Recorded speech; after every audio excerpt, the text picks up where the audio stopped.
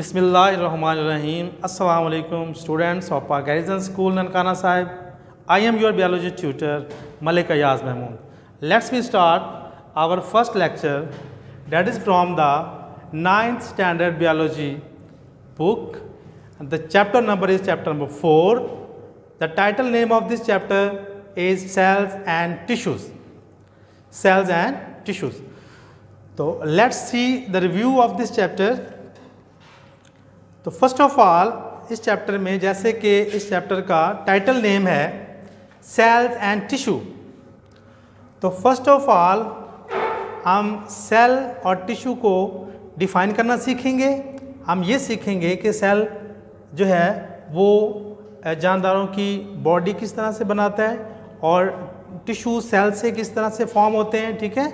उसके बाद चूँकि सेल जो है वो very small thing is a very small thing, तो इसको हम नेकेड आई से नहीं देख सकते, तो लिहाजा इसके लिए फिर हम एक फील्ड का सहारा लेते हैं, डैट इज़ माइक्रोस्कोपी, जिसमें हम माइक्रोस्कोप को स्टडी करते हैं, माइक्रोस्कोप को यूज़ करते हैं। उसमें हम लाइट माइक्रोस्कोप और इलेक्ट्रॉन माइक्रोस्कोप को डिस्कस करेंगे। उसके बाद हम फार्मूलेशन ऑफ सेल थ्योरी को पढ़ेंगे। उसके बाद हम आ जाएंगे सेल स्ट्रक्चर्स और देयर फंक्शंस, ठीक है जी। इनको हम डिस्कस करेंगे। Cell structure like cell wall, cell membrane, cytoplasm, cytoskeleton, ठीक है। उसके बाद हम सेल ऑर्गेनेलिस पर आ जाएंगे, लाइक हम न्यूक्लियस को इसमें डिस्कस करेंगे, राइबोसोम को डिस्कस करेंगे, माइटोकॉन्ड्रिया को, गोल्जी एपरेटस को डिस्कस करेंगे, एटसेट्रा, ठीक है। इन सब को डिस्कस करने के बाद हम सेल की जो टाइप्स हैं, दो सेल की टाइप्स होती हैं, प्रोकैरियोट्स एंड यूकैरियोट्स, इनको डिस्कस करेंगे, ठीक है जी। और इनमें हम कंट्रास्ट भी करेंगे। आफ्टर दैट हम ये देखेंगे कि how cell behave their environment, how cell behave toward their environment. तो सेल किस तरह से अपने एनवायरनमेंट को बिहेव करता है, मींस के वो किस तरह से चीज़ों को अपने अंदर और बाहर निकालता है, ठीक है जी। इसमें हम डिफरेंट प्रोसेसेस डिस्कस करेंगे, जिसमें हम देखेंगे ऑस्मोसिस को, ठीक है जी। और इसके अलावा हम इसके अंदर डिफ्यूजन को स्टडी करेंगे। देन हम स्टडी करेंगे इसमें एक्टिव ट्रांसपोर्ट को, ठीक है जी। ये वो प्रोसेसेस हैं जिनको हम स्टडी करेंगे कि किस तरह से सेल अपना मटेरियल एक्सचेंज करता है, ठीक है जी। उसके बाद हम लास्ट पे टिश्यू को डिस्कस करेंगे, व्हाट इज़ टिश्यू, और एनिमल टिश्यूज़ और प्लांट टिश्यू को हम अलग-अलग डिस्कस करेंगे, ठीक है जी। और इनकी टाइप्स को भी साथ पढ़ेंगे। उसके बाद आप यहाँ पे देखें कि मैंने यहाँ पे पेपर स्कीम भी डिस्कस की हुई है, ये लास्ट पे। इस चैप्टर की जो पेपर स्कीम है उसमें आप देखें कि जो पेपर सेटर है वो 2 MCQs लेता है इस चैप्टर से, और शॉर्ट क्वेश्चन इसमें से वो 2 उठाता है और 1 लॉन्ग क्वेश्चन उठाता है, ठीक है जी। तो आप सब जानते हैं कि जो इसमें जो जो MCQs हैं वो 1 नंबर का होता है, लिहाजा इसके टोटल मार्क्स जो MCQs के वो 2 ही बनेंगे। हमारे पास जो शॉर्ट क्वेश्चन है वो 2 नंबर का होता है, तो ये हमारे पास टोटल नंबर 4 आ जाएंगे। और चैप्टर नंबर 4 से जो 1 लॉन्ग क्वेश्चन वो उठाता है वो होता है 4 मार्क्स का, तो ये भी हमारे पास फिर 4 मार्क्स हैं। तो टोटल हमारे पास जो इस चैप्टर की वेटेज बनेगी वो बनेगी हमारे पास 10 मार्क्स, ठीक है बेटा। इसका मतलब ये हुआ कि इस चैप्टर को स्टडी करने के बाद, इस चैप्टर को लर्न करने के बाद आप इस काबिल हो जाएंगे कि टोटल नंबर में से, यानी जो 60 नंबर आपको आते हैं टोटल हल करने के लिए, उसमें से आप 10 नंबर हासिल कर चुके होंगे, ठीक है जी। तो अब हम चलते हैं हमारे प्रॉपर लेक्चर की तरफ। हम यहाँ पे डिफ़ाइन करेंगे। सबसे पहले आप देख रहे हैं सेल और टिश्यू है, तो सबसे पहले हम सेल को डिफ़ाइन करेंगे, क्योंकि हम इस चैप्टर को सेल से स्टार्ट करेंगे और लास्ट पे जाके हम टिश्यू पे टिश्यू को डिसाइड जो है वो एक्सप्लेन करेंगे, ठीक है जी।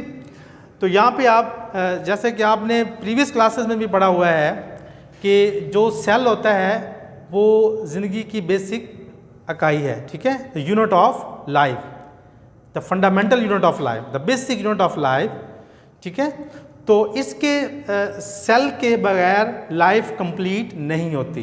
यानी आप ये कह सकते हैं कि सारे के सारे लिविंग थिंग्स जो हैं वो सेल के बने हुए हैं, सारे के सारे ऑर्गेनिज्म सेल के बने हुए हैं, ठीक है।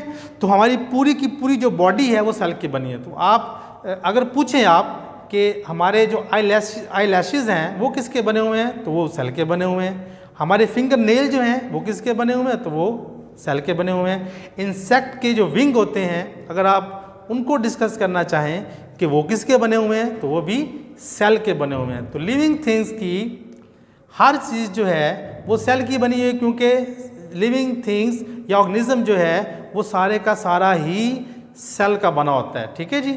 तो इस हिसाब से सेल हमारा बेसिक स्ट्रक्चर होगा, ठीक है। तो यहाँ पे मैंने लिखा है कि it is the basic structural and functional unit of life या लिविंग थिंग्स, ठीक है। स्ट्रक्चरल एंड फंक्शनल यानी ये हमारी बॉडी को कंस्ट्रक्ट करता है, हमारी बॉडी को बिल्ड करता है सेल, इसलिए हम इसको स्ट्रक्चरल यूनिट भी कह सकते हैं। और सारे के सारे जानदारों के जो फंक्शंस हैं वो सेल के अंदर परफॉर्म होते हैं, लिहाजा हम इसको फंक्शनल यूनिट भी कहते हैं। अंडरस्टैंड हो गया बेटा।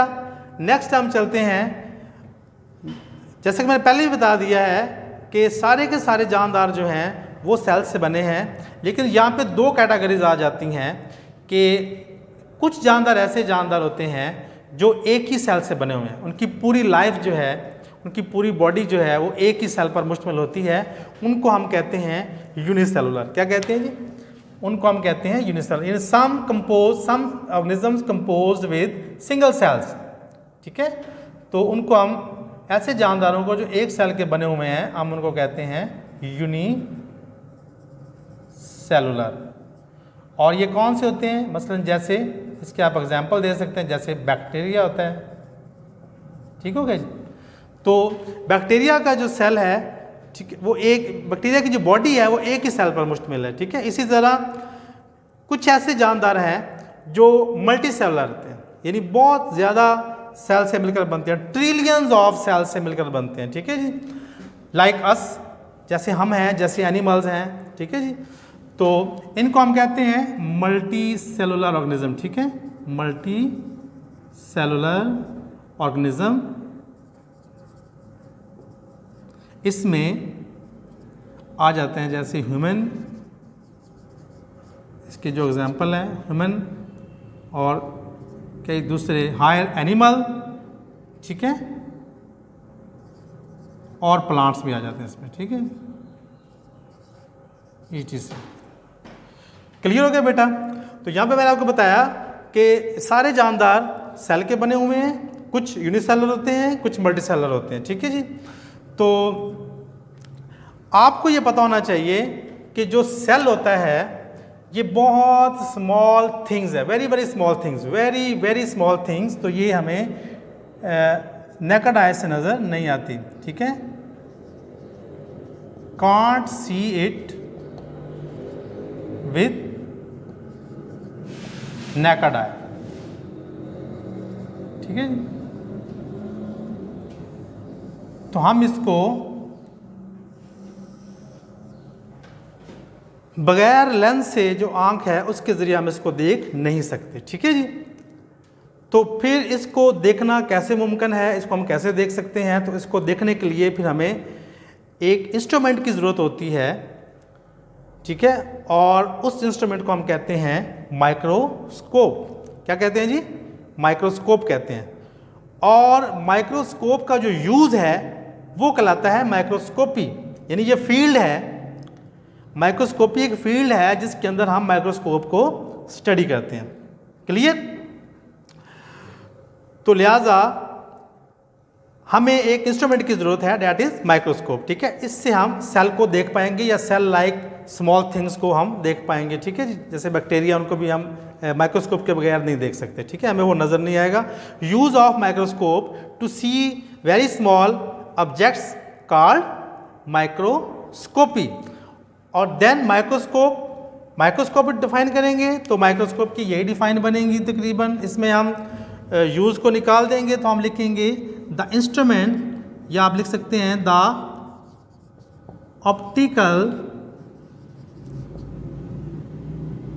ऑप्टिकल इंस्ट्रूमेंट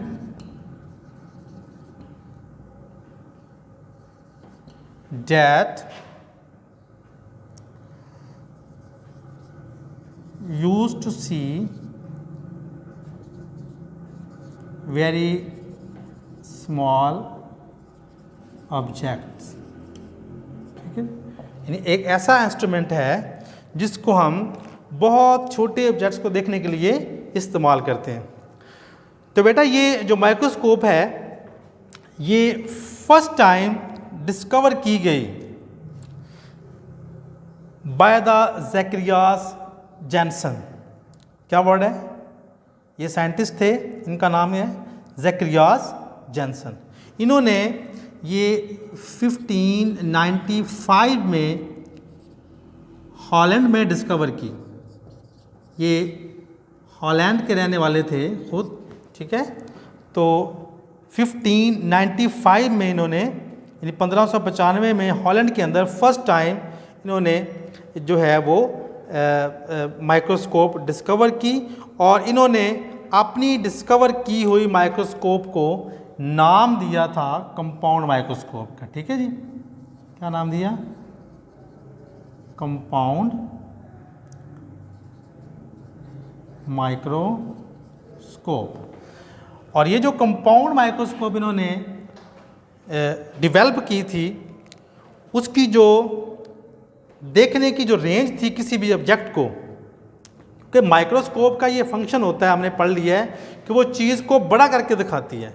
बहुत छोटी चीज़ को हम बहुत बड़ा करके देखते हैं। ठीक है, तो इसकी जो चीज़ को, किसी भी ऑब्जेक्ट को बड़ा करने की जो सलाहियत है वो कम से कम 3 टाइम है और ज़्यादा से ज़्यादा 9 टाइम है। और इसको हम कहते हैं किसी भी माइक्रोस्कोप का मैग्नीफिकेशन रेंज या मैग्नीफिकेशन पावर कहते हैं। ठीक है जी, मैग्नीफिकेशन का मतलब होता है कि किसी चीज़ को बड़ा करके दिखाना, किसी चीज़ को बड़ा करके दिखाना। एक छोटा सा ऑब्जेक्ट है, उसको बड़ा करके दिखाना। तो जो इसने जो माइक्रोस्कोप डेवलप की थी, उसकी जो मैग्नीफिकेशन रेंज थी वो कम से कम 3 टाइम थी। 3x लिखा हुआ यहाँ पे, इसका मतलब होता है कि 3 गुना, यानी एक चीज़ को वो 3 गुना करके दिखा रही है, 3 टाइम बड़ा कर रही है। या मिनिमम इतना और मैक्सिमम जो है वो 9 टाइम बड़ा कर रही है। यानी इसकी जो रेंज थी वो 3x to 9x थी, जिसको हम कहते हैं magnification range of that microscope. Clear जी, ये आपको पता चल गया। इसके बाद माइक्रोस्कोप की हम बात आगे लेकर चलते हैं कि माइक्रोस्कोपी के अंदर 2 ऐसी इंपॉर्टेंट टर्म्स हैं जिनके बगैर माइक्रोस्कोपी जो है वो कंप्लीट नहीं होती है। माइक्रोस्कोपी का फील्ड जो है वो कंप्लीट नहीं होता है, या हम चीज़ों को स्टडी नहीं कर सकेंगे। ठीक है, वो 2 टर्म्स जो हैं वो है मैग्नीफिकेशन, जिसकी हम पहले ही बात कर चुके हैं, और दूसरा है रिजॉल्विंग पावर। ठीक है जी, तो यहाँ पे जो मैग्नीफिकेशन है, मैं पहले ही बता चुका हूँ कि ये किसी चीज़ के साइज़ में इजाफे को मैग्नीफिकेशन कहते हैं। उसका जो ज़ाहिरी साइज़ होता है उसमें जो इजाफा होता है लेंस की वजह से, जो हम लेंस ऐड करते हैं उसे हम मैग्नीफिकेशन कहते हैं। It is increase in the apparent size of an object. ठीक है जी, बेटा क्लियर हो गया? यानी किसी चीज़ के ज़ाहिरी साइज़ को बढ़ा देना मैग्नीफिकेशन कहलाता है। इसी तरह दूसरी टर्म है रिजॉल्विंग पावर। रिजॉल्विंग पावर का मतलब होता है clarity of an image. Clarity of an image यानी किसी इमेज को साफ करके, यानी क्लियर करके, विदाउट ब्लरीनेस दिखाना। ठीक है जी, तो लिहाजा इसका मतलब होगा क्लैरिटी ऑफ इमेज, ठीक है। और इसकी जो प्रॉपर डिफाइन है वो ये होगी कि किसी दो ऑब्जेक्ट के दरमियान वो कम से कम फासला जिस पर उन दो ऑब्जेक्ट को वाज़े देखा जा सके, तो उसको हम रिजॉल्विंग पावर कहते हैं। यानी जैसे यहाँ पे इसकी डेफिनेशन लिखी हुई है, it is the minimum distance at which two objects can be seen as separate objects, ठीक है।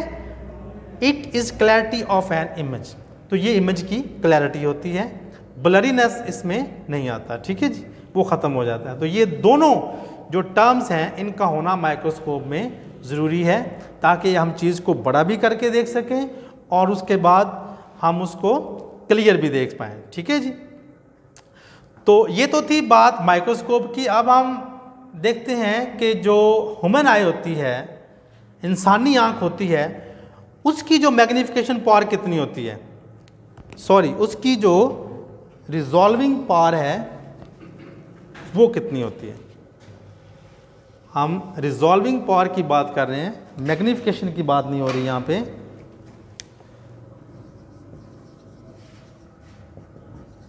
Resolving power of a human I is 0.1 mm apart. यानी कोई ऐसे दो जिस्म, कोई ऐसे दो ऑब्जेक्ट्स जिनके दरमियान आप 0.1 mm का फासला रखें, तो वो हम अपनी यानी इंसानी आँख से देख सकते हैं, ठीक है जी। उसको हम अपनी आँख से देख सकते हैं, नेकेड आई से देख सकते हैं, ठीक है। अगर ये फासला हम कम करके, इसको कम करके अगर हम ये फासला, इसका मतलब होता है लेस, ठीक है, तो 0.05 mm अपार्ट कर देंगे, तो we can not able to see that object, ठीक है। तो हम इन ऑब्जेक्ट्स को देख नहीं पाएंगे, इनके दरमियान जो फासला है उसको हम देख नहीं पाएंगे, ठीक है। तो लिहाजा ये मिनिमम जो रिजॉल्विंग पावर है ह्यूमन आई की, इसको याद कर लें, ये एमसीक्यूज़ में पूछी जा सकती है। 0.1 mm ये ह्यूमन आई की रिजॉल्विंग पावर है, इसको हम देख नहीं सकते हैं इससे काम को, ठीक है जी। तो लिहाजा जो मैग्नीफिकेशन पावर है या जो रेजोल्यूशन है उसको हम बढ़ा सकते हैं, उसको हम इंक्रीज़ कर सकते हैं by using lens of different power, ठीक है। मुख्तलिफ पावर के लेंसेज को इस्तेमाल करके हम मैग्नीफिकेशन को इंक्रीज़ कर सकते हैं, ठीक है जी। तो ये था बेटा हमारा आज का लेक्चर। अब हम इसके एग्जामिनेशन डिकोडेड पे आते हैं कि वो कौन से ऐसे क्वेश्चंस हैं जो आपको बोर्ड में पूछे जा सकते हैं, ठीक है जी। तो इसमें सबसे पहले तो सेल की डिफ़ाइन है, सेल की डिफ़ाइन आपसे पूछी जा सकती है। माइक्रोस्कोपिक की डिफ़ाइन है, वो पूछी जा सकती है। और आपसे ये पूछा जा सकता है कि फर्स्ट टाइम किसने और कब माइक्रोस्कोप को डेवलप किया, डिस्कवर किया, ठीक है जी। उसका आप आंसर देंगे जो कि इस लेक्चर में ऑलरेडी आपको मिल चुका है। What is the resolution of human आई, अभी मैं बता चुका हूँ आपको। रेजोल्यूशन आई जो है वो 0.1 mm है, ठीक है। और लास्ट पे आपको ये एक वेरी इंपॉर्टेंट शॉर्ट क्वेश्चन है, difference between magnification and resolution, ठीक है जी। तो ये बेटा आपके वो क्वेश्चन हैं जो आपको एग्जामिनेशन में आ सकते हैं। ये जो हमने टॉपिक पढ़ा है, ये टॉपिक हमारा इसमें से लॉन्ग क्वेश्चन नहीं आता, इसमें से आपसे शॉर्ट क्वेश्चन पूछे जाएंगे। तो जो टर्म्स आपको एक्सप्लेन की गई हैं, आप कोशिश करें कि उन टर्म्स को अंडरस्टैंड करें और उनको आप लर्न करें, ठीक है जी। तो ये था आपका आज का लेक्चर, ठीक है। तो उम्मीद करता हूँ कि आप इसको अच्छी तरह से लर्न करेंगे। Thank you very much. अल्लाह हाफिज़।